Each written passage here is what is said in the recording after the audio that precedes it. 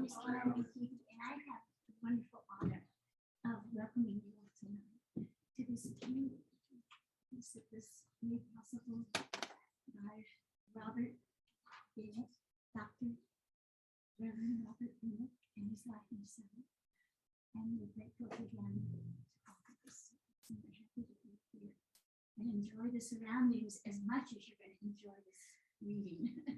I just want to say that my husband bought this store 15 years ago, if I'm in Haiti, and he passed away almost 3 years ago. But myself and my 4 children, we own the store now, and we're happy to have James as manager and Fiona, who does a lot of help for him. I know that tonight would be especially, what should I say, to the heart of my husband, because he and Peter Balakian had a wonderful connection between histories of the country.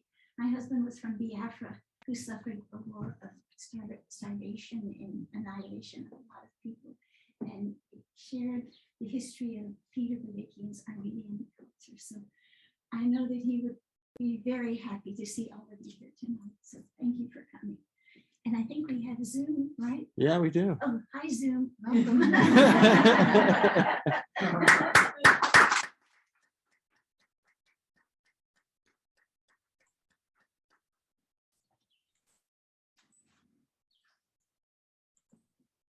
Hi, everybody. My name is Askold Melnyczuk. It's my pleasure to introduce my old friend Peter Balakian tonight. See my notes here.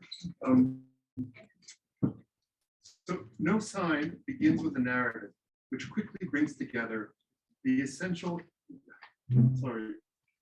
strands of the Balakian sensibility.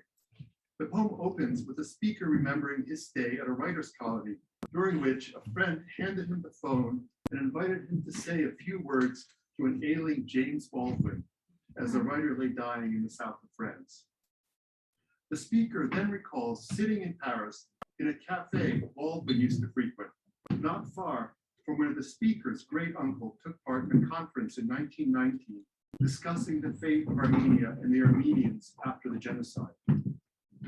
The cast of characters with walk-ons in this poem include Miles Davis and Louis Malle, alongside political figures whose meeting at Versailles was to determine the fate of the world for the next decades. Braiding personal memory with historical events and cultural phenomena and processes, the poet reminds us of our elaborate interconnectedness. At every moment, we inhabit multiple realities and time periods. We are all developed in history, whether we recognize it or not. The specific histories Balakian claims for his own include not only his Armenian heritage, replete with its own trail of tears, the Armenian genocide, but also the context which framed his youth, the Vietnam War, the fumbled hopes of the 60s, as well as the more recent national traumas, including 9/11, 9/11, an emergency of its own, and the many wars we've engaged in since. These heady concerns and reflections are grounded by some of the most sensuous evocations of the fruits of this earth since Neruda's elemental odes. As Balakian offers panegyrics to okra, tomatoes, and grape leaves, Balakian is ever alert to the sensory data of daily life, to essentials inevitably linked to family memories, as in the poem titled Zucchini. I quote, "My grandmother cored them with a serrated knife, with her hands that had come through slaughter. There are always stories behind the stories." Every significant poet develops a signature sound and something of a method. And by significant, I mean someone whose work both fully inhabits and yet transcends its moment, becoming what Pound described as the news that stays news. Hovering, densely elusive, and darting is how a characteristic Balakian poem proceeds. His speakers can zip from reflections on Hegel's time sense to, quote, licking the sweet brown hoisin sauce on their lips, end quote, to an oblique reference to Delmore Schwartz's classic story In Dreams Begin Responsibilities, to a memory of the Syrian grocers who knew his grandparents. the startling juxtapositions have an uncanny rightness. Quote, Sylvia Plath was molten ore pouring from the hot pot, sizzling with pods and smashed heads of prawn. End quote. The similes aim to convey the most nuanced and refined sensations. So reading Mandelstam is, quote, like reading the wings of a viceroy on blue stone. A viceroy, I had to ask Peter, is actually a butterfly. Their effect is to quicken our own responses, to summon us to attention, to, in short, make us try to be smarter. This layering process, a kind of sedimentary poetics, culminates in the truly astonishing long title poem, No Sign, in which the word sedimentary recovers its literal meaning as the poem unfolds nothing less than a history of the planet, tracking a conversation between an estranged couple against the backdrop of geological time. The poem zigzags from their personal memories to reflections on world-shattering events, from the asteroid that landed in Mexico and ended the era of the dinosaurs to the nuclear holocaust of Hiroshima, as evoked through Elaine René's seminal film, Hiroshima, Mon Amour, in which a French actress and a Japanese architect speak about what it was like to see the destruction of the city represented in newsreels and what it was like to experience it firsthand. The cumulative effect of this most haunting of poems is profoundly unsettling, especially when one reads lines such as, we're here, facing something we can't imagine. Peter Balakian is the author of 8 books of poems, including Ozone Journal, which won the 2016 Pulitzer Prize for Poetry, and Ziggurat. His memoir, Black Dog of Fate, won the Penn Martha Albrand Award and was a New York Times notable book, as was The Burning Tigris, which also became a New York Times bestseller. He's a Rebar Professor in Humanities in the Department of English at Colgate University. Please welcome my old friend, Peter Balakian.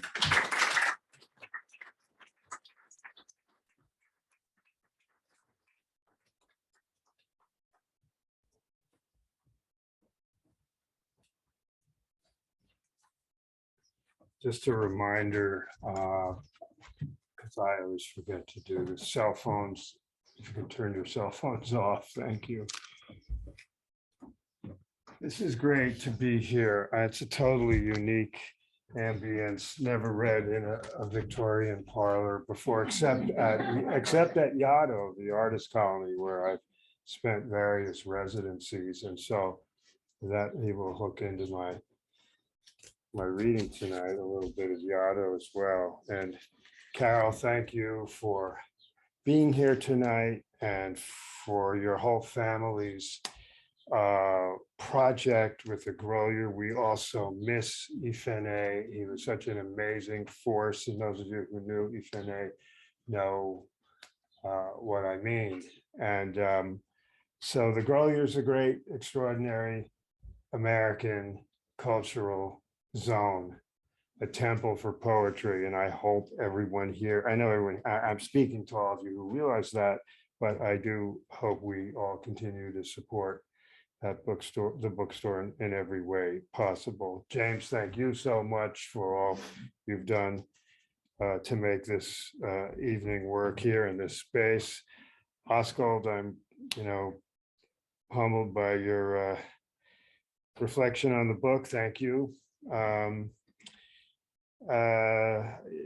not the only writer who would say that Askold is an important fiction writer, an important essayist, editor, and publisher. In some ways, he's the James Laughlin of our generation. Those of you who've read Agni Review for decades understand that's Askold's brainchild. And now you're aware of what Arrowsmith Press is doing. That's Askold's brainchild. To use the cliche, I say to Askold, I don't really know how you do it. How you teach, how you do it, you do at the university, write the fiction you do, and make so many books possible. My own life would be so much less without Askold. So thanks for being here tonight. All right, so Askold and I want to have a conversation. So with you all as well. Okay, so that's how we want the flow of the evening to go. I do want to present No Sign since it is newly published, and so I want to read a handful of poems and give you a flavor sense of the book.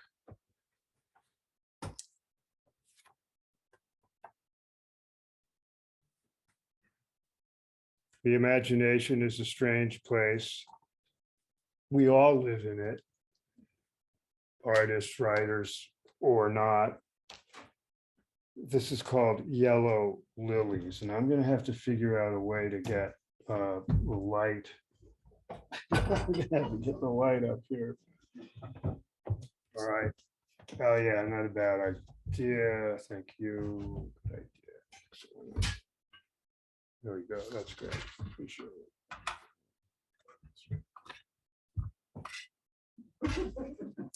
That's great. No, I don't need it up that much. Great. Yellow Lilies. Looking up, a galaxy is any star skidding into black. A black hole is my love. Who knows what's in the next cushion of air?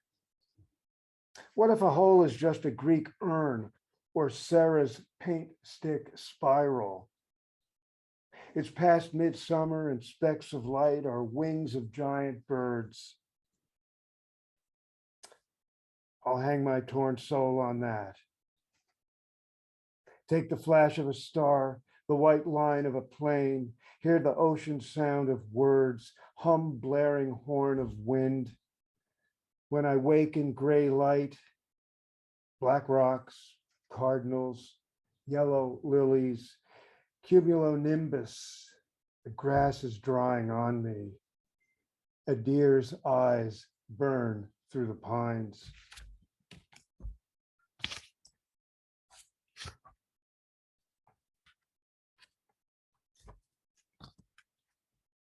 I wrote this poem at a moment in which the emergence of a malignancy in the nation was emerging, the threat and unfortunately the fulfillment of that threat to our democracy. And you'll pick up the references to our own dictator. And also, this poem intersects with Mandelstam, the great Russian poet Osip Mandelstam. And as you know, his life was cut short by a dictator, Stalin, who arrested him for not going with the drift of the new prolet cult aesthetic of Russian Revolution, late 1920s. And then because Stalin recited, never wrote it down, he recited a poem satirizing Stalin. KGB arrested him, and the rest of his life was spent in labor camps and transit camps, and he died of famine and disease at the age of 47. So, and now, you know, just thinking of the legacy of the current dictator, Putin, and his monstrous assault on the sovereign Republic of Ukraine. This poem circles back to me just personally in a way that I didn't imagine when I wrote this poem several years ago. Summer Ode. Today it's gray sky, green rain, Russian sage, mauve iris, lavender spiderwort. What a garden to look at while I read Mandelstam's poems of 1928, like reading the wings of a viceroy on a blue stone. Then you called from way over there, and what happiness filled me up. And then the airwaves came with the news that thugs had deepened their grip on the country. Light always shifts before a hurricane. Remember the black velvet night of the year when a poet was arrested for doing his work. Elliptical waterfall of the word. Every reader can smell the rotting corpse. Every reader can tell when her nation is cast under a canopy of collapsing trees. Every reader has a soul that moves like water under rock. You can't miss the fake hair of the lubricious lizard as he crawls out of darkness. For now, beloved nation is a phrase hanging from a live wire. Every reader checks her passport for facts and truth.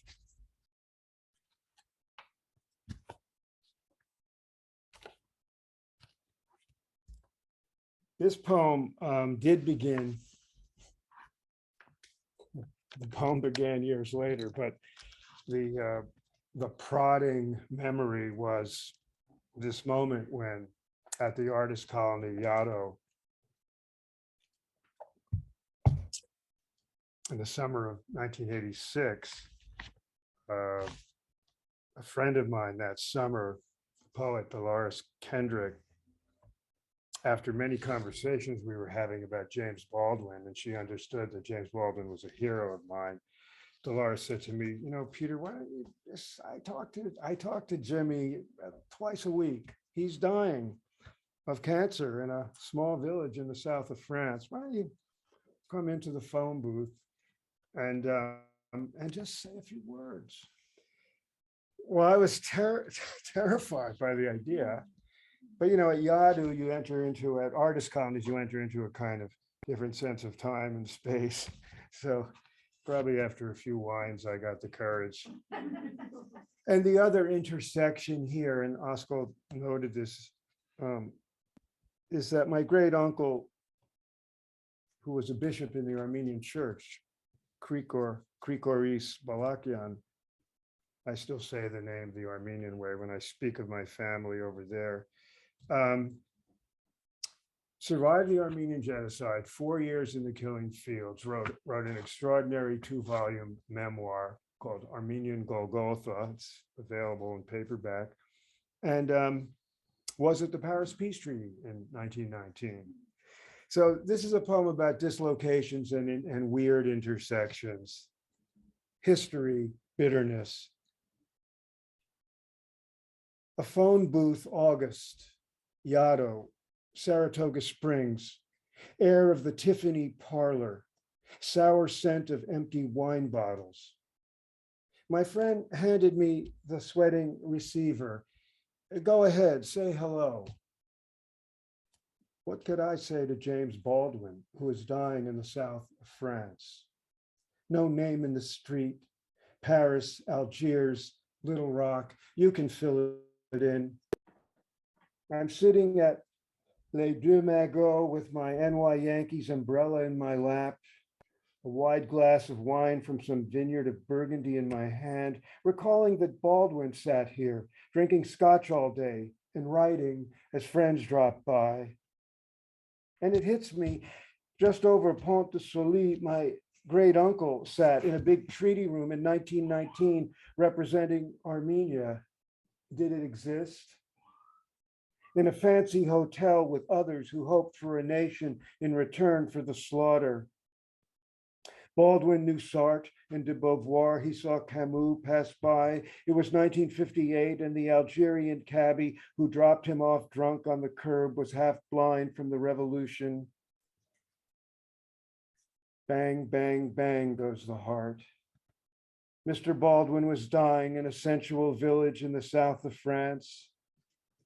After a week at Versailles, my uncle came to that hotel room where in the closet of his head, a big white sheet floated over the Black Sea.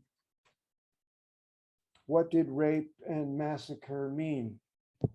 Fail-proof, shattered, bitten off, words that floated over the bridge into the carnival horns of night.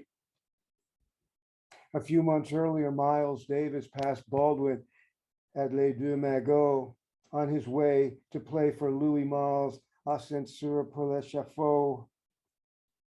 The spurting air of love, love, love slipping from the valves, the spit and breath of night in Paris off the torpid brown Seine where Paul Celan had disappeared not long before. What are degrees of separation? Private myths illusions. My aunt, the surrealist, might call them chance meetings. Do we invent proximities for our need, for salvation, for love? Wilson, Clemenceau, Lloyd George, names my uncle scrawled on a map of the dispossessed on a wall in a hotel of cards where Dixieland horns played at a banquet for the Grande Armée. And the next map of Europe was shuffled with an ace in the hole. Miles Davis spent 7 hours with Louis Malle making some languid, piercing, hollow, sliding sounds in the indeterminate, dank night. No name on the street stalked him. A few years later, Baldwin moved just miles from where my father was born in Istanbul. A few years after the Armenians were expunged from Turkey and my grandparents left the ghost map on the wall. It was 1919, and the flu blew along Saint-Germain, where my grandparents met my uncle that fall. I knew Baldwin's heart went hollow, languid, and sizzled with the need to get out of America, even if it led him to the place my grandparents fled. Before they landed a couple miles from Baldwin's apartment in Harlem. Are these degrees of separation, or just my way of thinking about that strange moment in a phone booth at an artist colony in the summer of '86? My friend said, if you love Jimmy's work, I know he'd love to hear from you. All good news means a lot, especially at the end. What could I say to Mr. Baldwin? He'd helped me understand the bitter history that had trapped me and that was trapped in me. Istanbul, New York, Paris, no name, no street. I was sweating into the phone. Mr. Baldwin's voice was frail, but unmistakable.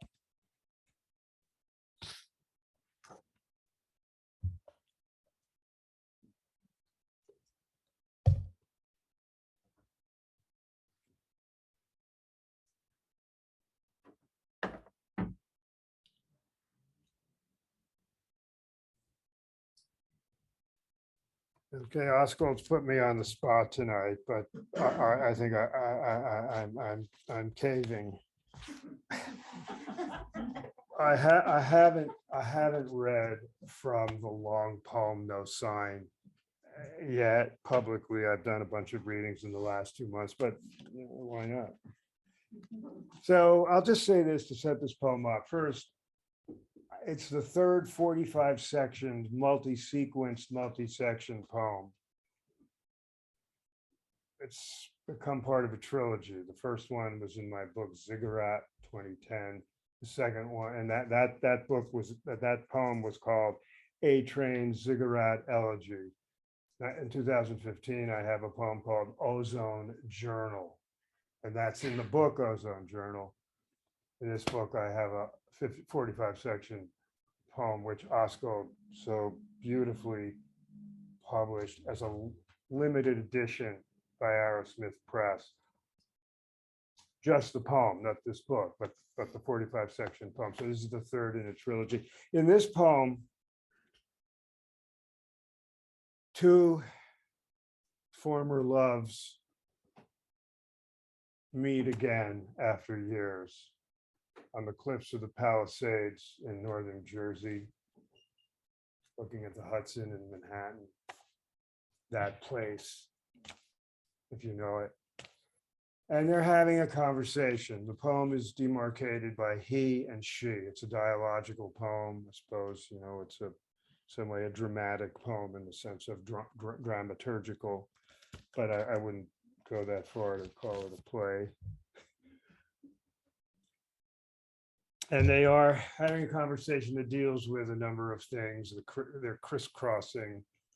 One of them has to do with the geological history of Earth and the future of the planet in the sense of geological and as we know it now, climate erosion. And that they're also talking about a film they love, Alain René's 1959 film, Hiroshima Mon Amour, and they're reflecting on the Vietnam War, which so shaped their lives and consciousness. It opens like this. I'll read 4 sections just to give you a flavor. 1. He, is it night already? She, no. He, did our house fall down? She, what happened? He, is it you? 2. He, yes. She, why should I believe you? He, doesn't geology put us in our place? He, we appeared in the age of fission, vaporized bodies, ionized dragonflies, shadows printed on stone. She, Japanese cities burned in my dreams. I saw the newsreels in class decades later. He, we're back here on the Palisade Cliffs staring at Manhattan. Remember when the Sauterne was liquid gold? Section 3. She, in the beginning, there were alpha particles and gamma rays. We always see daylight through the kitchen window near dusk. We can't forget how dusk turns the hydrangea deep blue. We can't forget the glowing dioxin sun, the no gaze, morning bright light, blue Agent Orange sky, even now, after all. Section 4. He, Godard called Hiroshima Mon Amour, Faulkner plus Stravinsky. She, remember at the Angelica, September, smell of light rain, warm sidewalks, shop awnings, late summer. He, the Noren curtains opened, the Noren curtains closed. We stared at kanji, birds, sketches of roofs, a tree. The lovers walked through the curtains either way. Time shifted like breeze through eye sockets.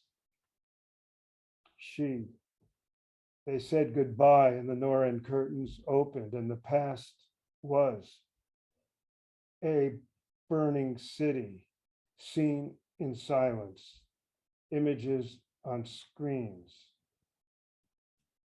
Louis, what did Hiroshima mean to you? L, the end of the war, fear and terror that it could happen to us, then indifference, astonishment that they dared do it. Then it became an unknown fear.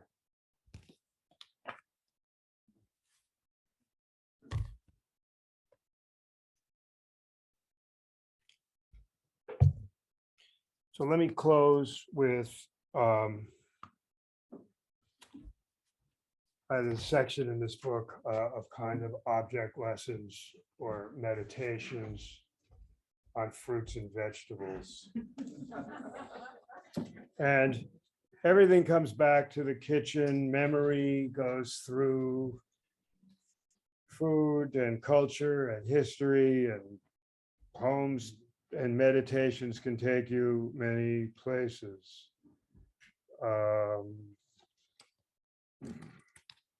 And sometimes they evoke historical vibes. This is called Eggplant, and you'll get. I think you'll see. You know, my grandmother. I mentioned her. She appears in. She seems to endlessly be an animating force of energy in my mind, in my life. She started haunting my poems back in the 1970s. She then became a central character in my memoir, Black Dog of Fate. And there's no end to my maternal grandmother, Nafina. Nafina was an Armenian bastardization of Athena. Because as you know, if you know Armenian, there's no diphthong for the TH. So the Ath got Naf. only survivor of her family. Everyone was murdered by the Turkish killing squads in the first week of August of 1915 in their home city of Diyarbakir, southeast Turkey today, once historic Armenia. She and her first husband died on the death march. She survived it with her two infant and then toddler daughters by the time they made it to the US. And she remarried, and the last of her next two children, my mother, still going strong at 95 and still cooking. This is called Eggplant. I love the white moon circles and the purple halos on a plate as the salt sweat them. The oil in the pan smoked like bad days in the Syrian desert when a moon stayed all day, when morning was a purple elegy for the last friend seen, when the fog of the riverbank rose like a holy ghost. My mother made those white moons sizzle in some egg wash and salt. Some parsley appeared from the garden, and summer evenings came with no memory but the table with white dishes. Shining aubergine, black-skinned beauty, bitter apple, we used our hands.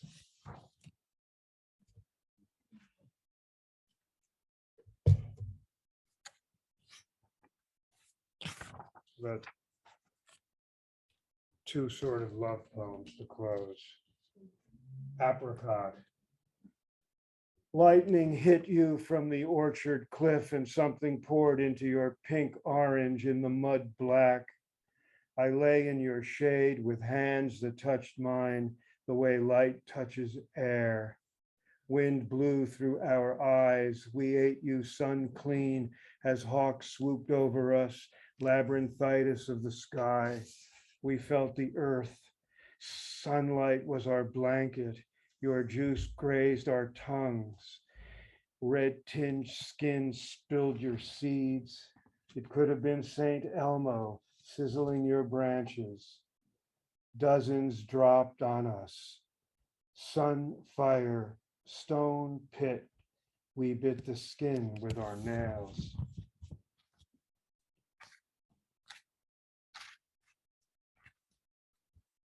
And I close with a poem. How much I love you.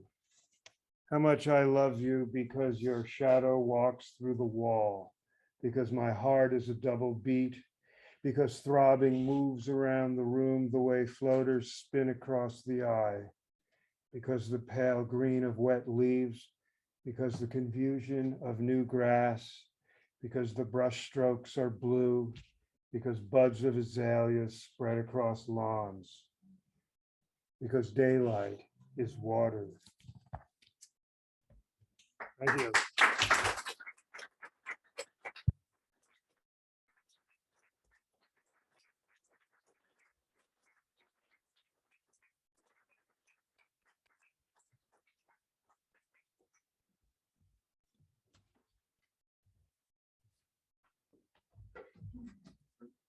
You can remain unmasked.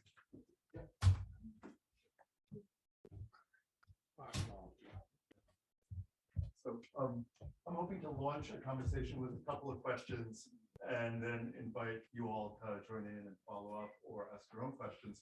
And the first thing I want to ask you about, Peter, first of all, I'm very surprised to hear that this is the first time you're reading No Sign, given that it's the title poem of the book. And it is really one of the most haunting poems I've ever read. It's also part of this large project, whose huge ambition, is look, 3 long poems. What does that suggest? Dante. You've got the sense of what did Ezra Pound say an epic was? It's a poem including history, and so there's this this epic feel to the whole project. But this poem in particular, even more than the first 2, uses a very kind of unusual method, and it feels like a method. I'm wondering what degree you can speak about that. There's so many kind of quick cuts, and I think of it as cuts almost because there is this cinematic quality to it, and the film Hiroshima memoir is so important to it. There are other images in it. You kind of so what's bewildering to readers is grows out of those quick cuts.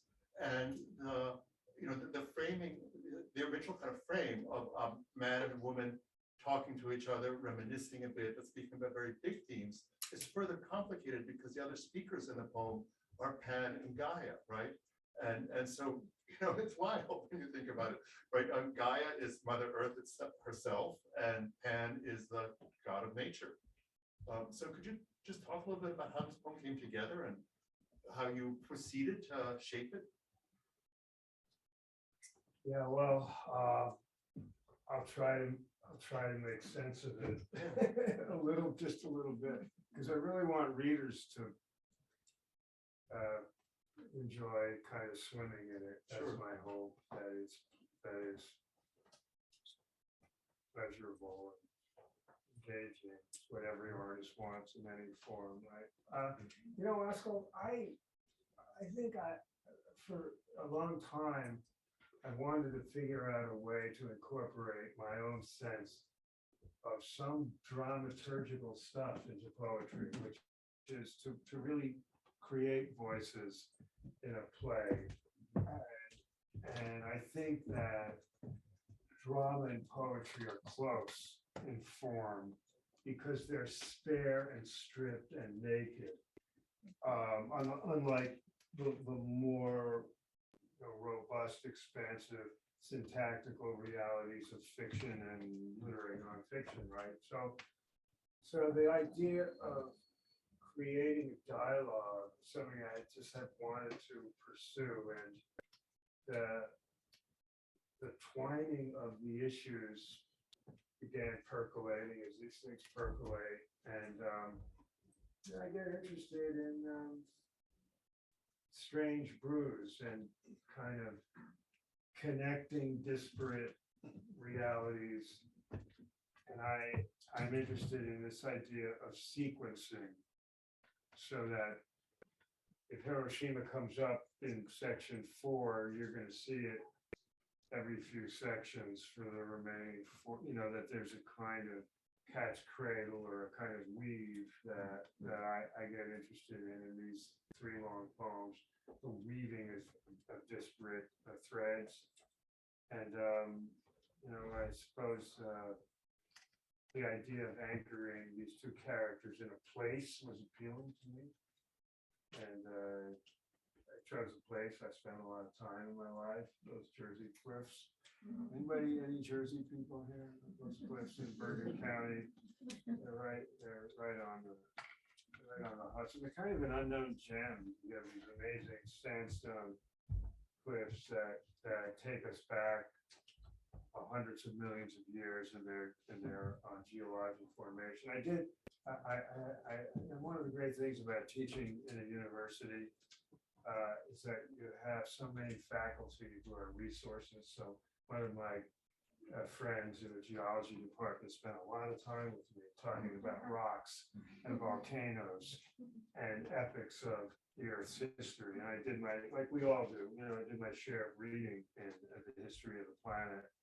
And it's a very humbling thing. It makes you almost feel like, hey, why don't I just go out and drink tequilas for the next couple decades and forget about the human struggle, because wow, it's very humbling to think about the duration of the planet and our own place in it. I spent a lot of time thinking and reading before I began working on this poem, and that's always a fun kind of process. I mean, you do it with fiction, and poets do it as they do it.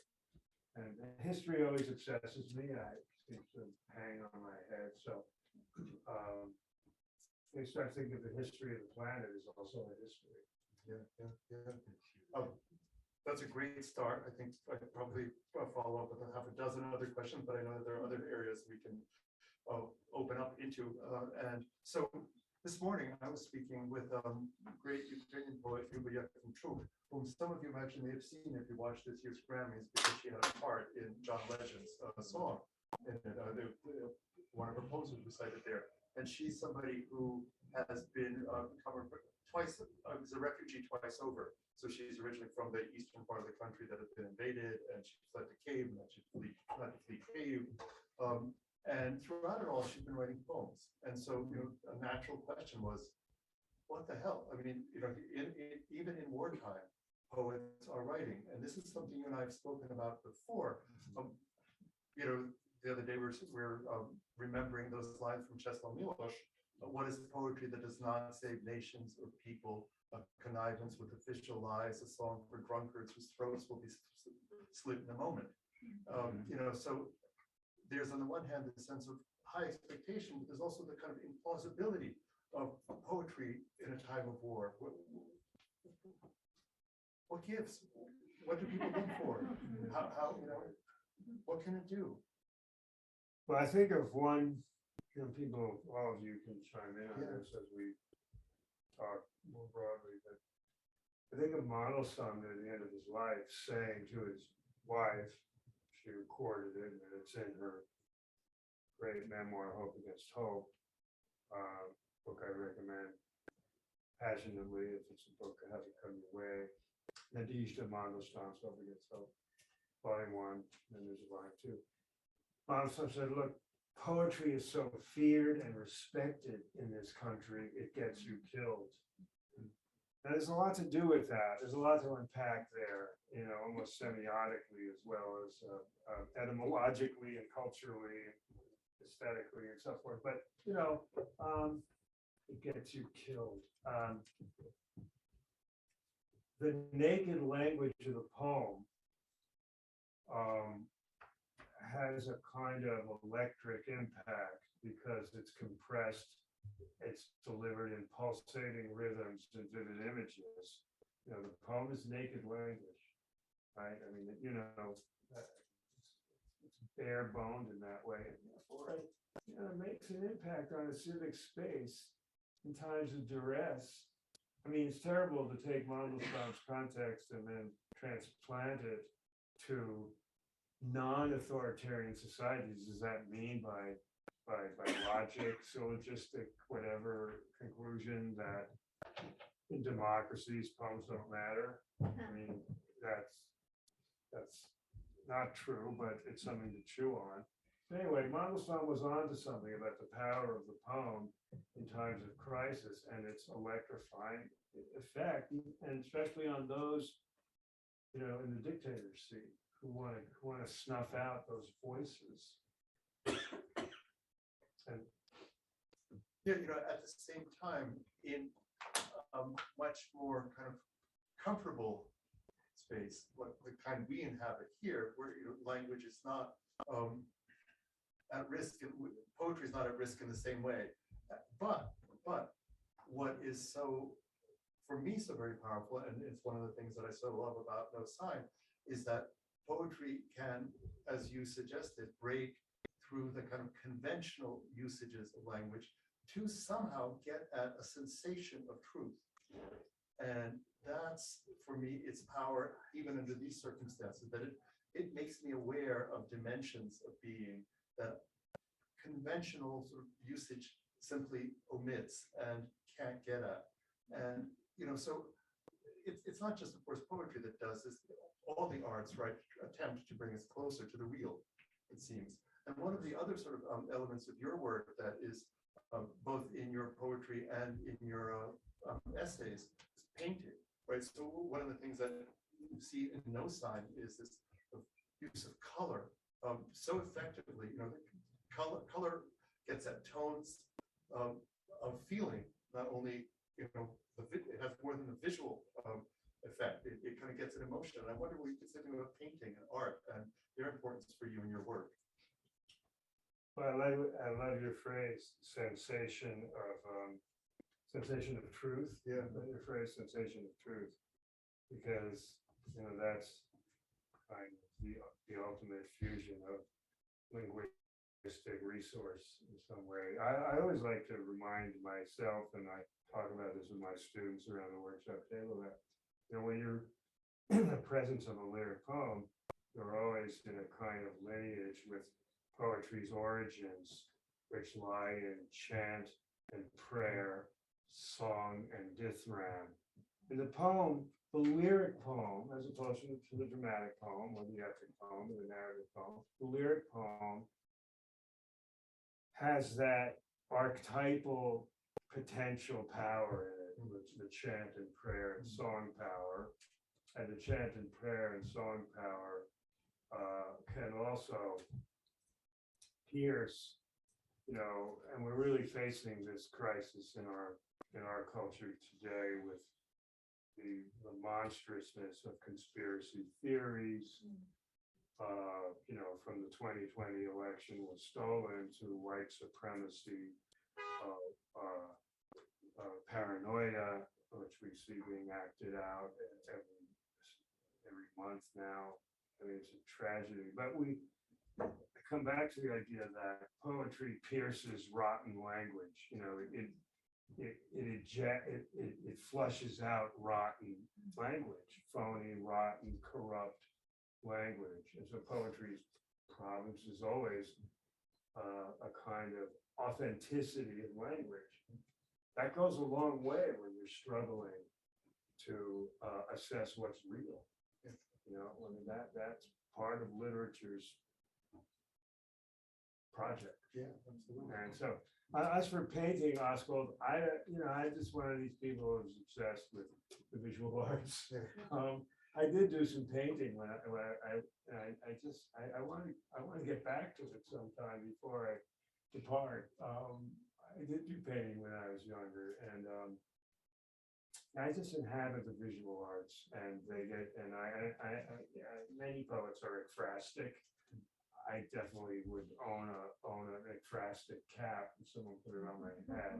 And visual artists really give me energy.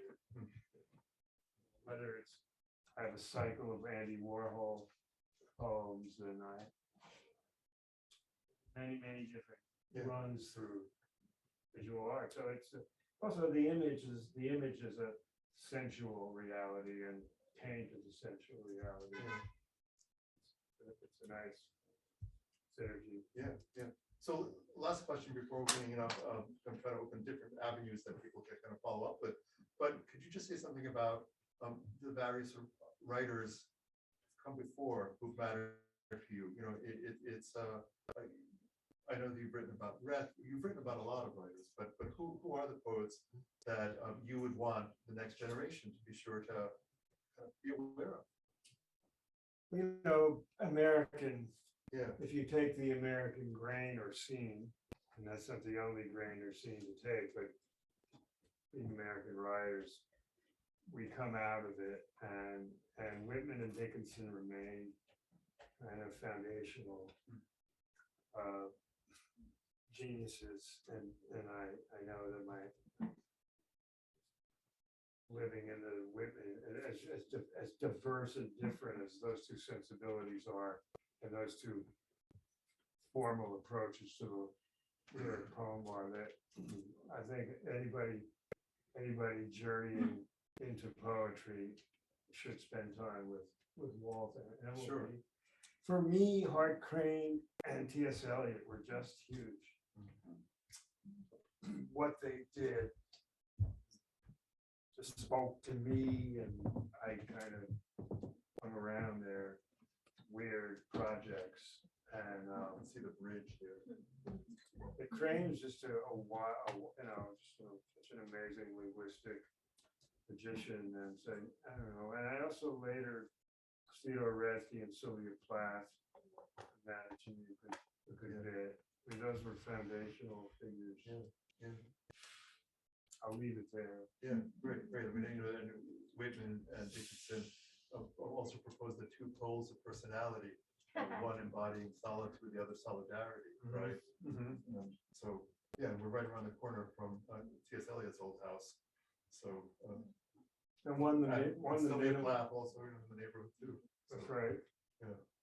But I think of the minimalist and the maximalist. Yeah. Make a great American roadmap for many things. Yeah. So why don't we open it up now? Anybody can take it, conversation anywhere you might want it to go. Please. Following up on the influence, is your aunt Anna Balakian? That's right. Really? Mhm. Okay. Now, so let's bring surrealism into Oh, yeah. the question then. And also, I picked up moderate little bit of French in your few poems that you read. I don't know how pervasive it is in your work, but the poets you just mentioned don't, in my mind, are not, the ones that I always think of as being part of a surrealist mindset. Right. So I'm curious to know to what extent I can't imagine you wouldn't have a French surrealist side to you, and if you do,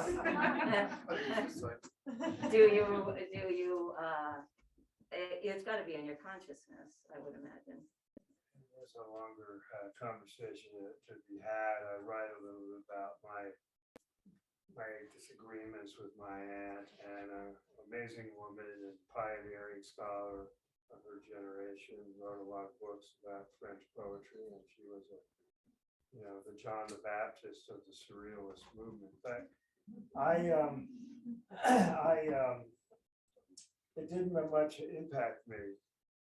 I think what's interesting about surrealism is the conceptual part of it, the wild, dissociative imagining. I suppose in one way, Rimbaud was the first surrealist, and the two French poets had most impact on me as a younger writer were Rimbaud and Apollinaire. But not so much the Breton thing, I don't find it that interesting. It's very academic to me. But their impact is important. Like if you look at Neruda, for example, he kind of is actualizing surrealism in a way that I find appealing. But much more to say about it. Well, you did mention in talking to him about bringing together disparate realities. Yeah. So there was a little subconscious Sure. Breton right there. I think surrealism as an intellectual movement is important. I think the French practice of poetics didn't affect me that much. I'd go to Neruda would be my avenue more into the, as I say, the realization of it, of the movement or of the sensibility or of the imagining. But it is interesting, just because you do juxtapose, right? Or isn't that the classic definition of surrealism? That it's the juxtaposition of an umbrella and a sewing machine on an operating table, and it's the thing that I think in surrealism is that it is working with dreams. Sure. And psychoanalysis and Marxism. Sure. And your sort of approach to history and facts and the concrete realities of the world is different. You seem to believe in the world more, in the conscious world more. That's right. Yeah. That's right. I agree. It's interesting. I just wrote a long piece on Mandelstam, and Askold's read it. We've had some conversation about it. Mandelstam's quarrel with the symbolists pretty much represents my take, my stance. He opted for Acmeist stone, with kind of immersion in history and culture and artifacts, and found the symbolists were lost in a kind of deracinated effetism. Didn't appeal to him. I actually feel a little bit. I think Mallarmé is a wonderful poet, but so precious. Precious. He's a wonderful poet, but both are true. Yeah, which reminds me of a line of Derek Walcott's, who loved a lot about Wallace Stevens, but said, nice noise, Wally. Yeah. These are just matters of taste. Yes, right. I love what you said about poetry piercing Latin language. I think that's really true and brilliantly, succinctly put. I recently taught a documentary poetry class, and we based a lot of the course on an article that Philip Metris wrote for the Kenyan Review about his own documentary practice. He's written most recently a book called Shrapnel Maps about Israeli-Palestinian conflict, and but other books as well. And he sort of his rationale for documentary poetry is that it both a poem that's based on a document expands the document, and the document expands the poem. But he also said that the reason to do it, the reason to write about history and politics in poetic form was because poetry can be direct in its appeal to emotion, and that engages sort of response, and it sort of insists on the reader doing something with the information that we might not Absolutely. feel that impetus. Absolutely. Yeah. And that's just well said, and I agree. It's an orientation of mine for a long time. And I think the idea that the document, the granularity of the fact of the text can now be launched into an emotional and possibly personal engagement can make history come alive. I mean, I've written about this a bit, in an essay form, that literary writers can blow a hole in a huge, fabric by taking on history. Now they can bring history to a broad range of readers in a way that scholars can't do.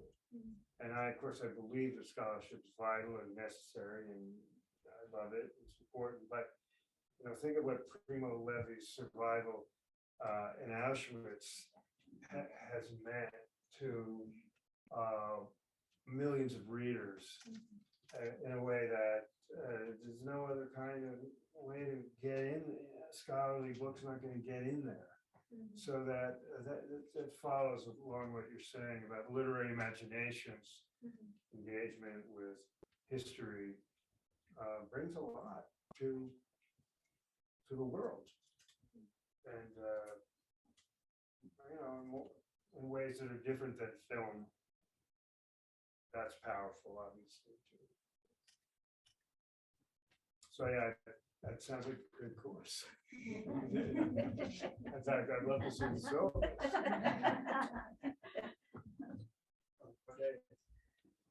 Oh, is that a question or just a palm? Ron, okay.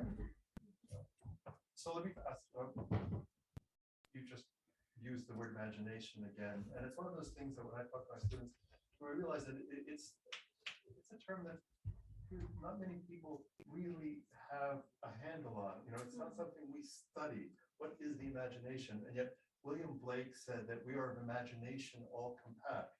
And T.S. Eliot observed that we are cursed or blessed by the creatures of our imagination. And so, you asserted we all have it. It, in some ways, creates the lens through which we experience things. I wonder if you could say something more about how you understand the term. Again, so often used, so prevalent in literature courses, and yet so little discussed directly as an aspect of our being. Our self-aware kind of analysis.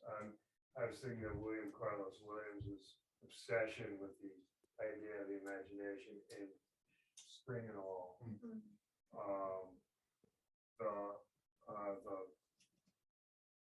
Isn't that what he called it's a long multi-genre piece of work. It's not just the poem, Right, but the whole thing. He's obsessed with the idea of the imagination. He's desperate to reach an American reading audience. He's barnstorming for the idea of the imagination, and it struck me ages ago reading that how kind of valiant a project that book was. Askold, the thing, the word that works for me sometimes when I'm talking about imagination with students around the workshop table is transformation. What we do as human beings with experience, with raw data, with raw material, what we do with it is transform it. Richard Hugo, wonderful poet, whose work I love over the many years, used to talk about the cement mixer of the imagination. And that's, you talk about granular, right? So, you know, that we need to be aware of our own cement mixer and what it's mixing all the time. When we're in dream state, sometimes that's more acute to us. We wake up and say, I can't believe the film that played in my head last night. Right? Surrealists are big on that. That's unconscious. So I think the more alert humans are to, you know, citizens. I mean, this nation of 330 million people that right now is struggling to be a coherent society. We clearly are not one. There's a challenge, you know, for the imagination. The imagination has a role to play. The cement mixer that helps us go deeper and farther with the surface level of data and experience. All artists work in it, but I think all humans are forever there. Just depends on how deeply we want to go there. We should have a course, Askold. Imagination 101. It's a great idea. Well, isn't imagination the source also of all our hope? Sure. Yeah. But that's the imagination as, yeah, I mean, there's so many spokes of it. We're talking about imagination now as envisioning, right, and going beyond. And I don't mean in a Blake-like way, but I mean even in a social way. Well, you know, it seems like evil is a failure of the imagination, the inability to imagine a reality outside your own consciousness, and therefore a willingness to destroy it. It gets us into the whole issue of otherness and empathy. Yeah. Which means we can imagine. Right. And you're right, killing and mass killing. And yeah. Right. So evil is a failure, and that's a good one. You got it. That's Askold's and an aphorism of the evening. Evil is a failure of imagination. Other questions? One more. Yeah, then there's food and drink, and I'm happy to write it. Signing anybody here? I know there's one out there percolating. Don't hesitate. This is an opportunity. There's no such thing as a bad question. No such thing as a wrong no. That's right. We're playing jazz. Okay, well, then perhaps you want to ask them one-on-one. Thanks a lot. Thanks so much, guys.